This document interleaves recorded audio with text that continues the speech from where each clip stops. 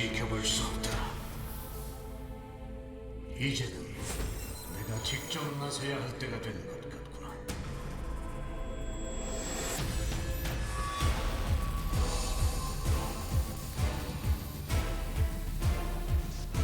형제들이 거울 높이 들어.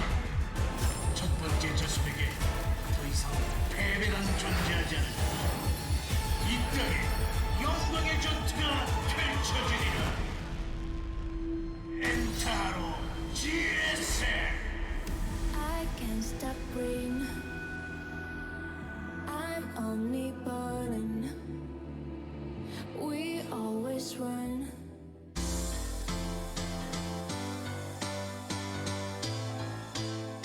아프리카 TV 프리로 스튜디오 라이브 2020 GSL 시즌 3 코리아's Last Stand. I feel like dancing with this music.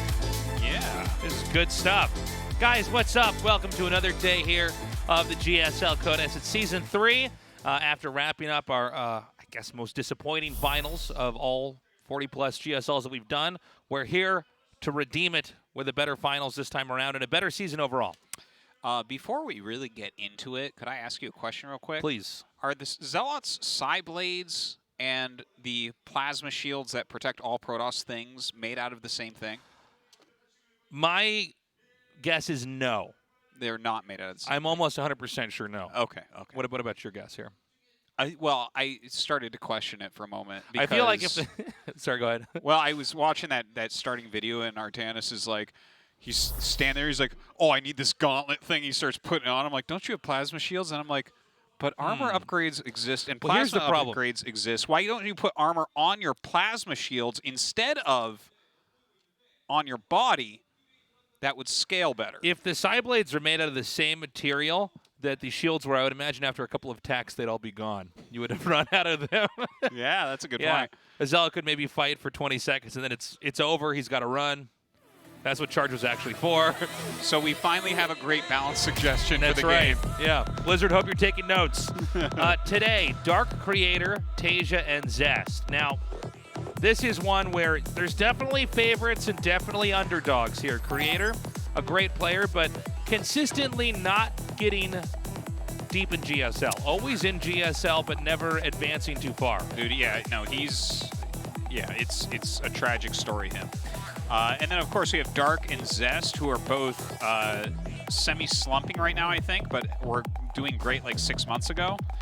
And then we have TaeJa, who is actually my pick to get out of the group over everyone else. Like, not necessarily in first place, but I'm most confident he will make it out because he's very steady, whereas Dark and Zest are so up and down.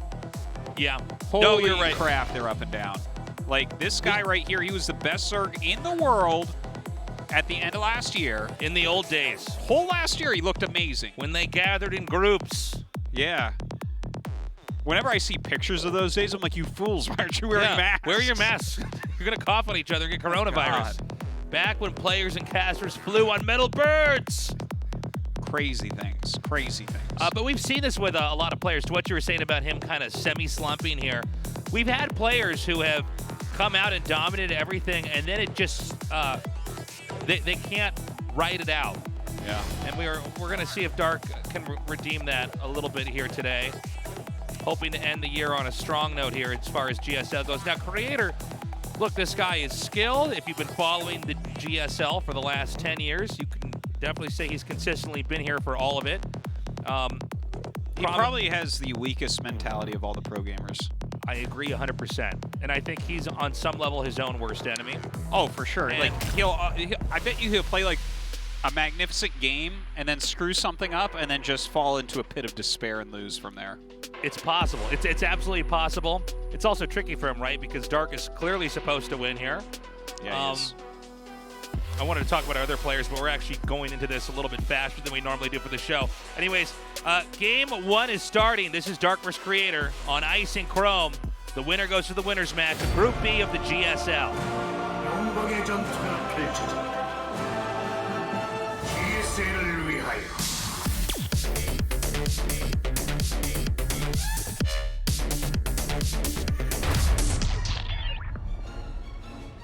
초지원이 들어왔다. 함께일 때 우리는 더욱 강하다.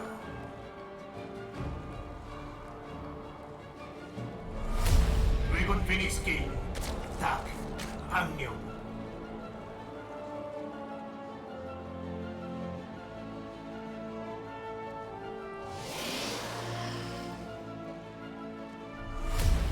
기리어 클리스 크리에이터 장현우.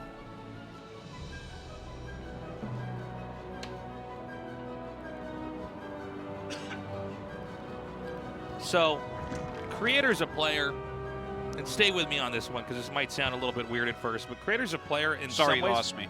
Okay, let me just try again. Can I start over from the beginning? Yeah. Creator's a player I'm kind of interested in. Yeah. In the sense that I want to see if he can overcome this hump. You know, StarCraft 1, as an example, had players who did play for 10 years and then finally hit their stride.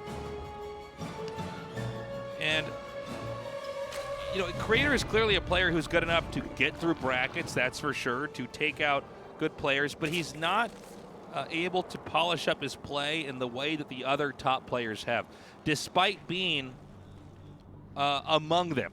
Yeah. It's not like Creator's a player in a more obscure part of the world, at least compared to esports in Korea. And, you know, it has a certain set of, disadvantages. I can't breathe. He's not coming in, you know, let's say playing from a place where, you know, the servers are weaker. There's nobody that plays StarCraft there. Maybe there's a language barrier. You can't communicate with other players to pick their brains in the same way.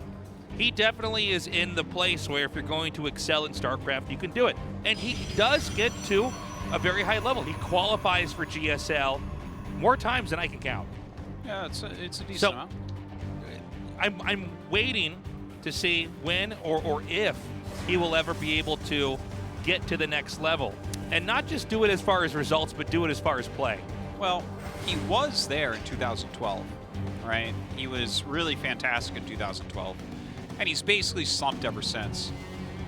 We know that he has a terrible mentality overall. His teammates have joked about it. We've seen it in the studio where he gets unbelievably furious when he's losing. I can't imagine a player being like that, by the way. That's just a shock to me. But, you know, that is... I don't think he's going to pull out. Like, you got to look at it in the long term, right? This has been forever now. And he's not... It doesn't seem like he can do it. And I think normally I believe in players, but I'm like, well, dude, it's been 8 years since your last good finish. And, you know, if you look at this group as an example, I don't think this is a group where we can say, oh, well, you know, maybe if he does X, Y, and Z, he can come out. I think this group is overall a little bit stronger with some players and a lot stronger with others, like Dark. And so, yeah, I mean, I just want to put that out there. And look, I think Creator gets the short end of the stick, despite being one of the greatest StarCraft players that there is out there. You know, being in the GSL, this is a dream come true for any player to even qualify for, right? Sure. But because he's the weakest among the top 32 or now top 24, yeah, he does get the harshest criticism when casted, right? Yeah, but, yeah. I mean, imagine a story where Creator does overcome. He does manage to start not just causing upsets, but making it look like, yeah, this is a new play, this is a new Creator, and he's finally hit his stride. Oh, I mean, I would be interested in that. I'm totally down. I mean, the thing is, whoever's going to win, let's have them win. Totally. I'll cast anyone winning. It doesn't matter who.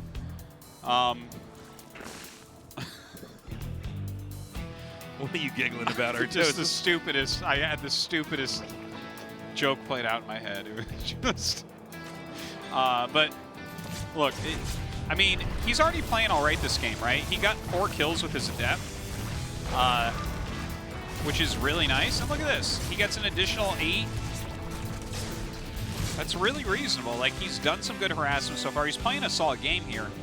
It's just we generally don't see him string enough solid games together in a day to get out of a group. Yeah. And that's that's kind of the issue, right? Like, things are going to go wrong. You got to remember, StarCraft is not a game of perfect, you know? This is a game that you have to... Things are going to go wrong on both sides. We've had almost 0 perfectly played games. Very close to 0. And I think that's what makes the game good.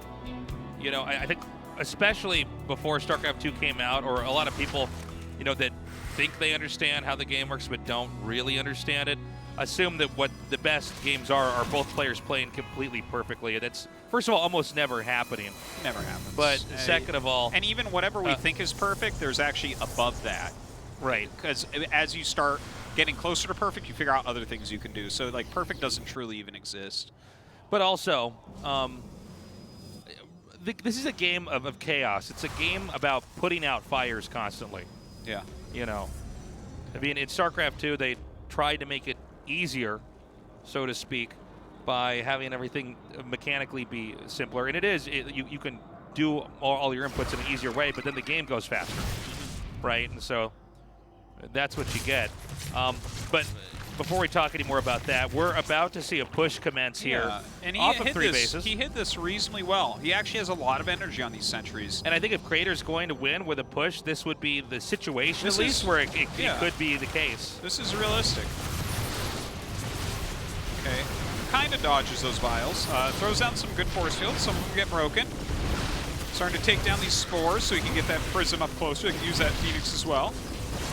Lot of Ravagers here, though. Yeah, as he's pulling away, these Ravager vials are really zoning the Protoss away and allowing the Zerg to then reconfigure his army into a pretty decent arc over here. Now, as those vials come down, they do crash on top of the Immortal. Dark may have enough to hold off here. A lot of these sentries are getting pushed into the front, which is not what you want to have. The Warp Prism barely gets away, but the Queens are still chipping away at it. Yeah, and I think it's time for him to run all the way home. Are we going to have a recall back here, or is he going to try to take the fight off the creep? Yeah, I think he loses everything if he recalls, so he's got to fight. Right. Fight and kite. That's what he's got to do. Kite! Kite and fight. How have we not had that said here before? Well, he's got to kite while he flights, right? It's like fight or flight. I think you kite while you fight, Artosis. You do kite while you fight because you're flighting. I guess it's flight or flight. But if it is flight, it must be kite and fight, really. Yeah.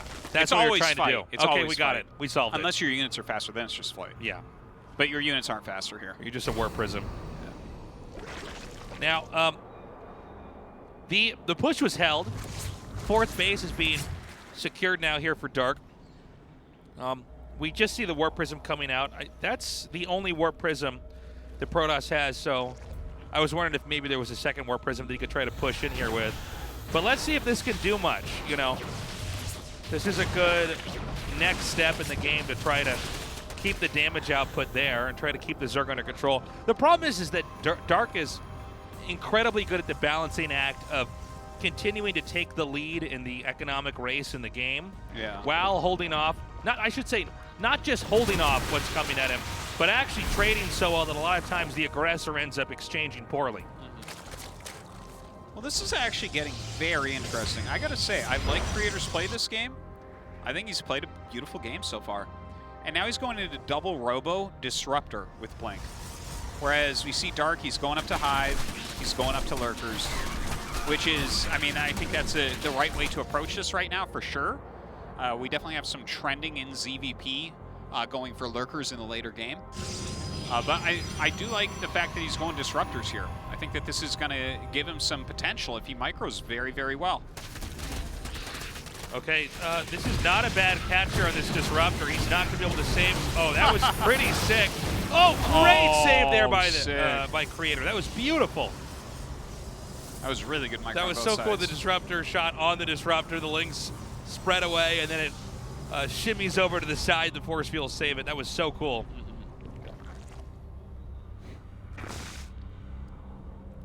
Now, Dark is getting close to maxing out. The creep spread's looking pretty good. Protoss does have a 4th base up here, but with the unit numbers looking like they are, I think there's a high chance it's going to be Creator that's going to have to defend pretty soon here. We do have Storm a little bit under halfway done. Enough Disruptors out that maybe Creator can hold, but I'll say this, I think Creator is playing a good game. He is. He's looked good he really here. Is. No, this is solid play, man. Like, he's got 4 bases up. Better than we see most people able to do. Okay, but this unit group that's out in the middle here, this is something you cannot afford to lose here. Getting caught like that. Yeah. And the fact that he lost these important units. Yeah, he lost like all of his most important units. For some reason, they were standing way up in the front. Well, that overcharge is pretty hilarious, keeping that High Templar alive. That guy was tanking like mad. That was crazy. Oh my God. So although creators, that was like watching Heroes of the Storm or something. I'm like, what? Like, how many healers do you have here? So he held up that initial attack, but a decent number of really high-tech units were lost. The supply is still low. It looks like Dark is going to regroup and probably try to bash it again here. And with lurkers, we want to see where those lurkers get burrowed and if they can be contested right now by Creator. Great harpooning there. Yeah, now really it's just nice. a bunch of stalkers. That's not going to cut it. The lurker is able to burrow so quickly, move closer and closer to the entry point there of that 4th base. Well, he does have some Psy Storm here. He has those feedbacks as well. We'll see if he can get some of those off. And, I mean, he's making disruptors still, so that's very, very important. In the meantime, a little bit of Zealot harassment. Oh, he's got to move back from that. Oh, my God. Yeah, there we go. Okay, the Zealots are coming down now. And a lot of destruction here in the main. That Immortal pulled into those lurkers is going to be annihilated very quickly. Both players taking hits on both sides right now. Looks like he might be able to, no, he will not empower that pylon in time, but these stalkers may not be enough to defend. Meanwhile, back inside the main, the Zealot's doing so much damage, so many drones being killed off. Yeah, get some decent disruptor hits there, and he's going to have to run away from this Nexus. Maybe he's even going to end up losing it. It definitely looks like a dark game. Yeah, but there's been blows on both sides here. The Nexus does go down. Now, there's going to be some catching up to do on Dark side as well, but pretty good. Creator doing a good job. Is Dark going to overextend here? I worry, actually. There's so many more Lurkers and Hydras and Ravagers coming through. Yeah, this is a little bit tough. If only he could hold this off. I mean, he's got some extra Stargates and everything. He wants to switch it up, but he's just forced to continue to warp in units because Dark's bringing so much to the front. Zealots are coming through right now, and they're going to be destroyed pretty quickly. I think we are seeing the beginnings of the end here. Some more disruptor shots coming out. Dark splitting decently. He's getting some great shots, there's no question. Yeah, for sure, but it's just like too much. Yeah, it doesn't look like Creator's going to be able to toe the line for much longer here. The last remaining outpost that has, you know, benefits economically is close to falling. The Natural about to be toppled as well, and that's it. GG. Dark takes game 1, but I'll say this: Creator looked good. He did. He looked good. Yeah, I think that one moment we saw some of his important key units, like the Disruptors and the Immortals, caught in the middle. Cannot have that. Yeah, you're very right. If those were all sitting back at his Nexus, I think that the game is not looking like that at all, because then he has force fields to slow everything down. He has 3 extra Disruptors, 1 extra Immortal. Like that, yeah, that was the big misplay that really cost him. You see how brutal this game can be sometimes, because I think he actually played really nicely. Like that was solid play. He had a good push. I mean, Dark did a great job of holding it, but Dark kind of holds every push, right? So, but he was still at 60 probes during that, getting some upgrades and stuff. It wasn't all in. Dark got, Creator got his 4th base up. He just lost a few units. Yeah, he had a good Zealot drop and warp in when he was trying to hold that off. I think he just adjusts a few things, and maybe he can take a game off Dark. We're going to go to Everdream for game number 2. Dark versus Creator right now. Dark with a 1-0 lead. 영광의 전투가 펼쳐진다. GSL을 위하여.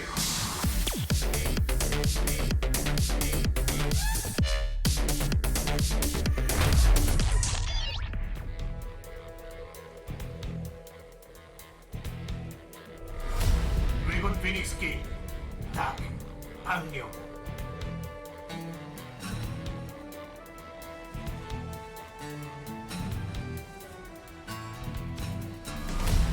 Genial Creator, 장현우.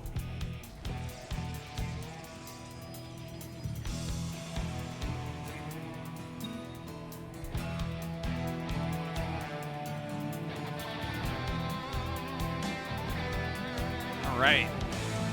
I'm hoping that we can see another really nice game from Creator. Like, I liked the fact he was going Disruptors. I think that that's nice because, right, Disruptors are actually pretty darn good against Ravagers. You know, Ravagers can't really dodge all that well, and they clump up. Yeah. And it's like a lot of value in that unit to hit, and they can't really dodge, right? Like, you can always hit one Disrupt, or one Ravager minimum. So, the fact that he did the push with lots of sentries that forced Ravagers and then went directly into Disruptors. And then he also went into High Templars, which are going to help out when your opponent is getting into Vipers and everything later on, right? So I look at it, and it was a cohesive game strategically. You know what I mean? It looked fine. Yeah. It was not like, look, even when you lose, there's games where you lose and you could say, okay, that was a good game by me. That was, you know, he didn't even seem that mad, actually. Yeah, 1 or 2 adjustments, and this is going to be fine. Okay, no problem. But, yeah, let's see if he can keep it up. Now, there does seem to be something with Creator, and, you know, we've been casting these, almost all the players here for a long time. There's some newer players that pop up that we're less familiar with, at least compared to, you know, the guys who are always in GSL. But Creator's a player, he's more emotional than a lot of the players, and sometimes this helps players. I think Jaedong is a good example of this, where he was an emotional player, but it seemed like it helped him. He could harness his feelings. Yeah. You know, whether he was angry or sad, and that would propel him into a better spot. For other players, it's actually detrimental. Yeah. And I worry for Creator that the way that his emotions operate, at least to him, it's something that he probably has to overcome more of. So you know, the question is, okay, he played a good game in game 1 and had a few things he could have maybe dusted up a little bit, and he might have had a win even. Does he take that, and that is a morale boost for him in game 2, or is he taking this the wrong way mentally and saying, okay, that was so stupid of me to lose those units, and now he's tilted. You know what I'm saying? Yeah. Because to just make it, to paraphrase everything that I've been trying to say, Creator gets tilted. He cannot feed into the tilt. Okay, so I definitely do agree with you, but we actually have Dark going for that Ling all-in. And Creator's really ready. He actually left 2 units at home instead of having units on the map, which is a huge deal. If he gets a cybernetics core here, he's going to deny the warp for gateways, excuse me. Oh my God. And this is going to be really bad for Creator because things start to snowball. Not only that, the gateway's going to go down as well. No warp gate. Yeah, he's already started the cybernetics core again, but you're definitely right. That's so painful that he lost it. And there's just going to be more and more Lings coming. Now, one battery is helping out here, but these Lings are going to go for this pylon. There's a second pylon about to finish, but the battery goes down before that's even done. Oh my gosh. Really tough situation right here. There's nothing plugging the, well, I guess he's going to use probes to clog that. God, he just, without the warp gate, with the gateway dying, yeah, he has to fight with probes. Lings get much better engagements over here in moments like this. Well, Dark is still just flooding in Lings. Let's not forget, he does not have many workers behind this, but he's starting to kill the probes now. Yeah, the problem is that once the Lings get in here, the probes can die incredibly fast. Yeah.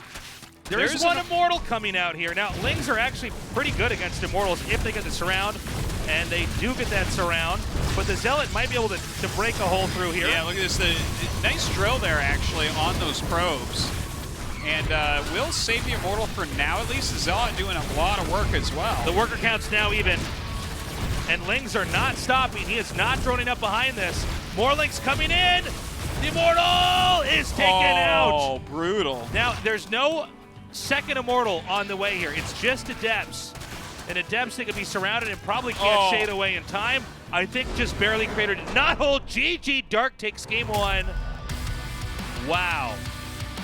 Wow. That's painful. If that isn't proof that Protoss need a door, I don't know what is.